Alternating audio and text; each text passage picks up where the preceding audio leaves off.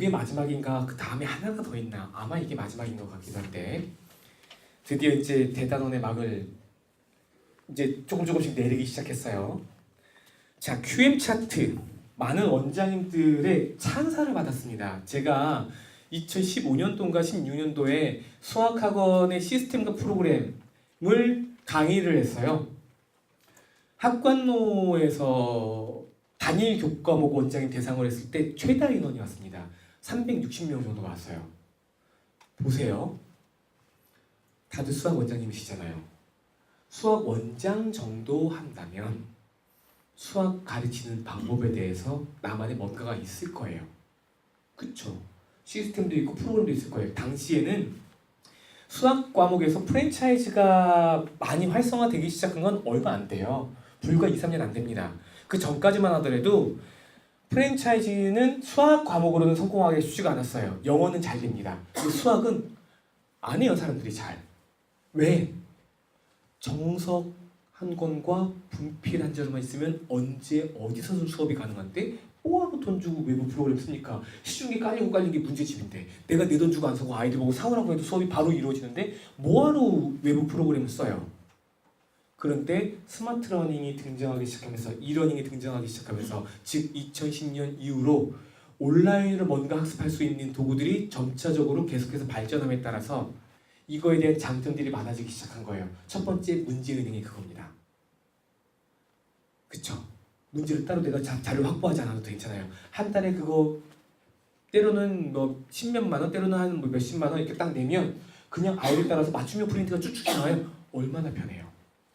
그러면서 조금씩 그런 컨텐츠 하나둘씩 끼고 나가기 시작하는 거예요. 다들 그러실 거예요.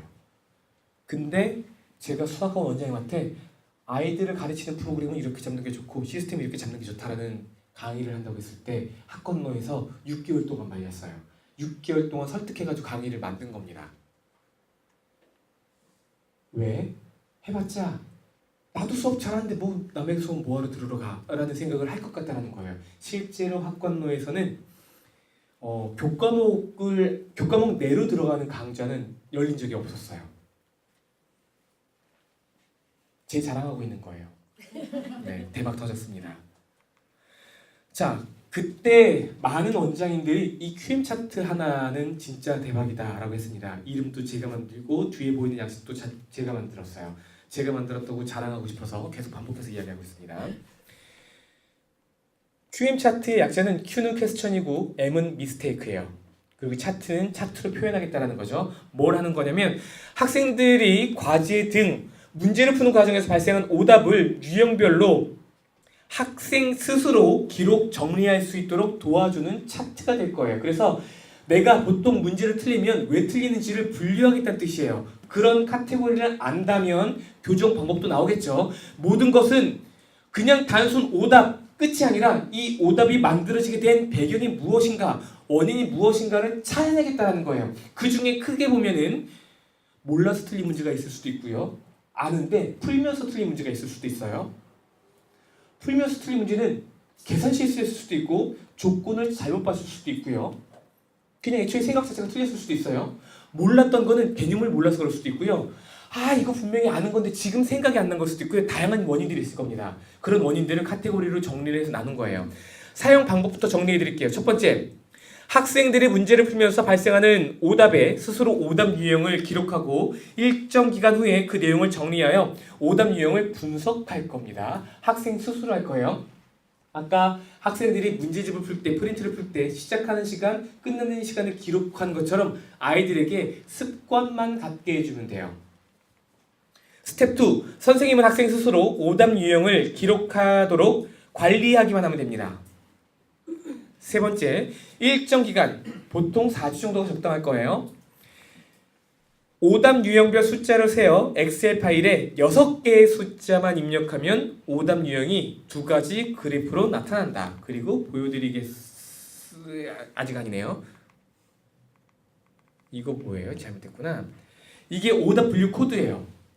퀘스천, 미스테이크, Q1은 기본 개념을 알지 못해서, Q2는 공식을 기억하지 못해서, Q3는 문제 해결 방안을 찾지 못해서, M1은 계산 실수, M2는 문제를 잘못 읽어서, M3는 조건을 확인하지 않아서. 오른쪽에 하얀색으로 된 표시만 여러분들이 숫자만 입력해 주시면 돼요. 합계는 학생들이 할 겁니다. 발을 적자로 할 거예요.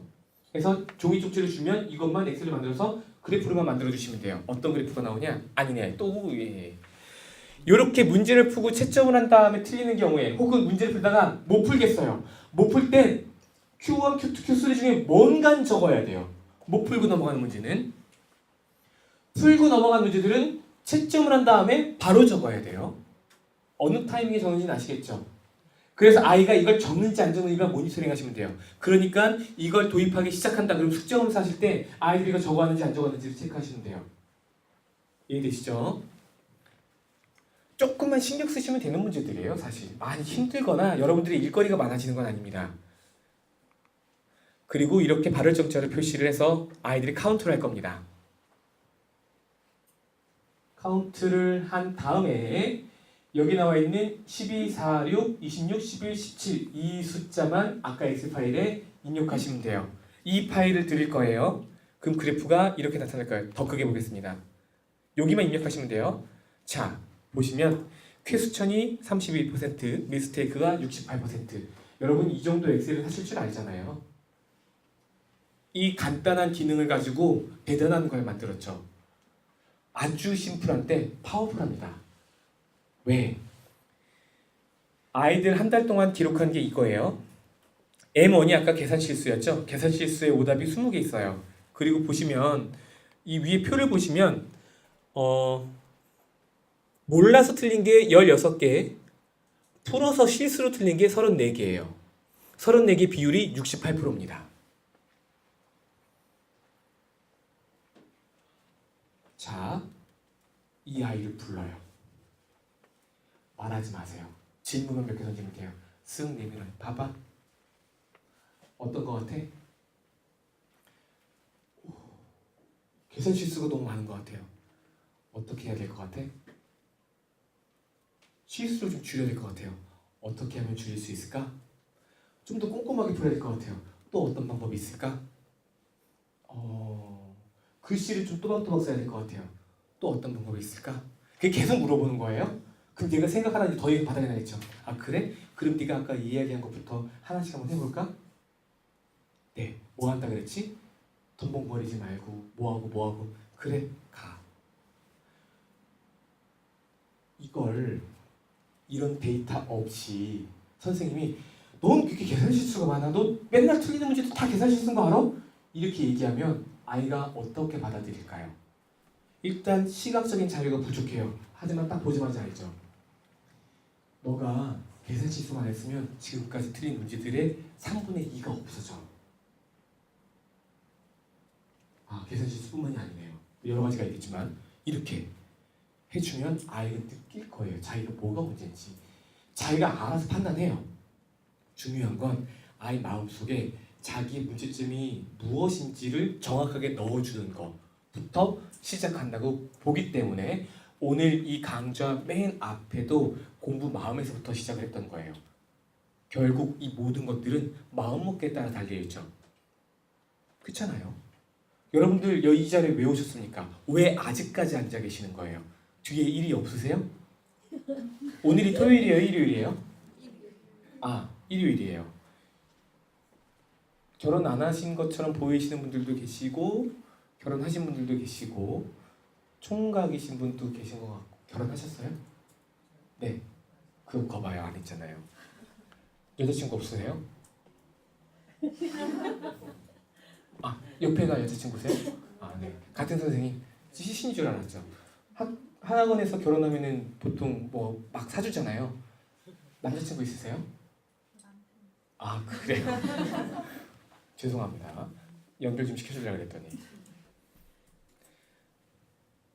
무슨 얘기하다 여기까지 왔죠? 아, 시간이 널널하신가 봐요. 아니잖아요. 거봐요. 근데 여기 왜 앉아 계세요?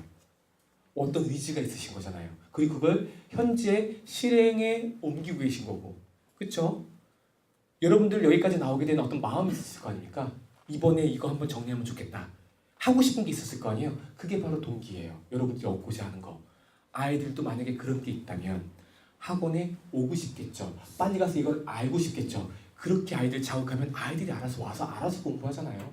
지금 여러분들이 누구보다도 지금 열심히 하고 계시잖아요. 학원에서 아이들이 이렇게 많이 앉아있는데 아이들이 이렇게 다 한결같이 뭔가 선생님의 설명을 열심히 듣고 하는 교실이 드물잖아요, 사실. 왜? 동기가 없으니까. 그 뜻은 이 과정을 우리가 이겨내야 된다는데 아이들과 소통이 부족한 거예요. 설득이 안 된 겁니다. 아이들이 왜 이 과정에 들어와서 힘든 과정을 이겨내야 되는지에 대해서 충분히 설득이 안 된 거예요. 아이들이 그걸 마음에 담지 않은 겁니다. 아, 그래, 나 진짜 열심히 한번 해봐야지.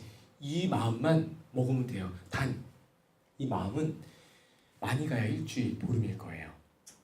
그러면 일주일 뒤에 그 마음을 또 먹게 하는 거죠. 또 먹게 하고 또 먹게 하고. 근데 이게 말로만 해서는 안 된다고요. 그렇죠? 식상하잖아요. 그러니까 이런 자료들이 필요한 거예요. 다양한 것들을 통해서 아이들을 계속해서 작업줍니다. 아까 아너스 페이퍼 갑자기 또 기억나시죠? 아, 맞아, 그런 게 있었어. 아너스 페이퍼. 아너스 페이퍼도 아이들에게 그런 자극들을 주는 거예요. 더 발전하기 위한 자극들을 여기저기 만들어 두는 거죠. 그런 장치들이 누군가에게는 큰 도움이 될 겁니다. 누군가에게는 한 단계 더 성장할 수 있는 기회를 제공해 줄 거예요. 그 기회는 우리는 그 장치를 만들어 두기만 했지만 움직이는 건 누구예요? 아이가 스스로 판단하고 그 욕심을 갖기 시작하는 거예요. 하고 싶은 게 생기는 겁니다. 거기서부터 모든 게 출발할 거예요. 다시 공부의 본질로. 아이가 혼자 스스로 하는 게 진짜 공부입니다. 여기에 대해서는 충분히 동의하실 거예요. 그러면 공부의 본질이 그러하다면 아이가 혼자 스스로 공부하게 만들어주기 위해서는 우리는 뭘 해야 되는가? 수학교육은 아이의 수학적, 논리적 사고 능력을 길러주는 과목이라고 앞서 수학교육에 대해서 정의를 내렸죠. 그러면 학원은 어떠해야 되는가에 대해서 우리가 고민해 볼 수 있겠죠. 이 고민 끝에 만들어지기 시작한 게 에이블입니다. 그리고 이런 생각은 제가 첫 번째 책을 쓰는 과정에서 저 나름대로의 정리를 했던 거예요. 불과 학원 생활 3년, 4년 만에 책을 쓰기 시작했어요. 뭘 했다고? 수학 전공자도 아닌데, 관련 학과도 아닌데 그냥 책 쓰기 시작한 거예요. 왜? 어느 날 문득 이 아이가 수학 공부하는 게 수학 문제를 너무 외워서 풀고 있다는 생각이 드는 거예요. 그래서 그렇게 하지 말라고 이야기를 하면서 다른 아이들에게 알려주기 시작하고, 그러다 보니까 제가 옛날에 공부했던 방식들을 떠올리기 시작하면서 아이들에게 하나둘씩 알려주다 보니까 내용이 좀 정리가 됐죠. 이렇게 PT를 정리하니까. 그럼 이런 PT가 여러 개가 쌓이면 이제 이런 강의 내용들을 묶어서 알려줄 수도 있잖아요. 책으로. 그래서 태어나서 처음으로 책을 쓰기 시작합니다. 출판사도 안 정해졌어요. 일단 원고를 반적 쓴 다음에 출판사 10군데다가 이메일을 보냈어요. 이런 책 쓸 거다. 그래서 그 중에 한 군데랑 이제 출판 계약을 맺고 나머지 것들도 다 이렇게 해서 진행이 됐었죠. 이 과정에서 저희 학원이 잘못하고 있구나라는 사실을 인지하기 시작했습니다. 왜? 제가 책에 정리하고 있는 내용은 수학 공부는 이렇게 하는 게 맞아 라고 이야기를 하고 있는데 저희 학원은 아이들에게 그런 시간을 안 줘요. 문제집은 그물과 같다. 문제집을 푼 다음에 수학 공부는 시작된다 라고 했는데 문제집을 다 풀고 채점을 마치잖아요. 그럼 우리는 문제를 풀어주고 있어요. 애들 공부하는 시간을 빼앗은 거죠. 이런 것들이 문제라고 생각한 거예요. 그러면 어떻게 해야 되는가를 해결하고 싶어서 하나 둘씩 고민해서 만들어진 게 지금의 에이블입니다. 물론 제가 책에 썼던 내용들 그리고 제가 생각하는 진짜 수학 공부 방법들 이런 것들이 시스템으로 다 옮겨질 수는 없어요. 하지만 학원이라는 이 틀 안에서 할 수 있는 최대한을 담아내려고 노력하는 게 에이블이라고 보시면 돼요. 그러니까 여러분들은 에이블 감행을 정말 잘하신 겁니다. 왜? 근본이 있잖아요. 문제 해결은 어디서부터 온 거예요? 공부 그 자체에서 본 겁니다. 아이들이 어떻게 공부해야 되는가? 공부란 건 무엇인가? 교육 철학이 있죠. 그리고 이론적 배경들이 있습니다. 많은 연구들이 저희가 하는 이 학습 방식들이 우수하다고 입증하고 있고요. 제가 석사 논문을 썼던 스마트 러닝 수학 수업이 학업 성취도, 수학적 흥미와 태도에 미치는 영향에서 이 에이블 시스템을 적용한 반과 그렇지 않은 반 무려 한 400명 정도를 대상으로 실험으로 연구가 진행이 됐어요. 그래서 180여 명 같은 경우에는 한 학원에서 진행하면 편향될 수 있기 때문에 전국의 10몇 개 가맹점에서 한 반씩만 뽑아온 거예요. 그리고 무작위로 저 아는 지인들 학원에서 또 테스트를 진행한 겁니다. 사전평가, 사후평가 다 보고 스마트 러닝 적용했을 때, 적용하지 않았을 때, 그리고 가급적이면 에이블 적용한 반들은 이제 신규 등록해서 반이 만들어진 지 한 달 이내의 학생들만 스타트를 끊었습니다. 왜? 다른 아이들은 이미 훼손됐으니까. 오염됐잖아요, 변이인들이. 그러니까 원래 이렇게 공부했던 아이들이 방법을 바꿔서 공부한 건 A블로, 나머지는 그냥 강의 형태로 진행을 했을 때 A블이 아이들의 성적을 얼마나 올리고 수학적 흥미를 얼마나 끌어올리고 수학적 태도를 얼마나 바뀌는지 모든 수치가 다 주어졌어요. 물론 이런 것들은 환경을 바꿨을 때 이 환경이 적당히 적응을 하면 대부분의 경우 긍정적인 수치로 변할 수도 있어요. 근데 어찌됐건 아이들의 성적이 올라갔다는 거죠. 그냥 강의 형태 학원에 비해서. 이유는 단 하나입니다. 공부시키니까 자꾸 애들에게 풀어보게 하고 누적 복습 테스트로 풀어본 문제 또 풀게 하고 또 풀게 하고 또 풀게 하고 많은 원장님들이 처음에 감행하기 전에 물어봐요. 왜 이렇게 문제수가 적으냐고. 그건 아니에요. 여러분들이 학원에서 하는 그 문제수 그냥 그대로 저희도 풀려요. 다만 똑같은 문제가 덜어 나오는 경우들이 있죠.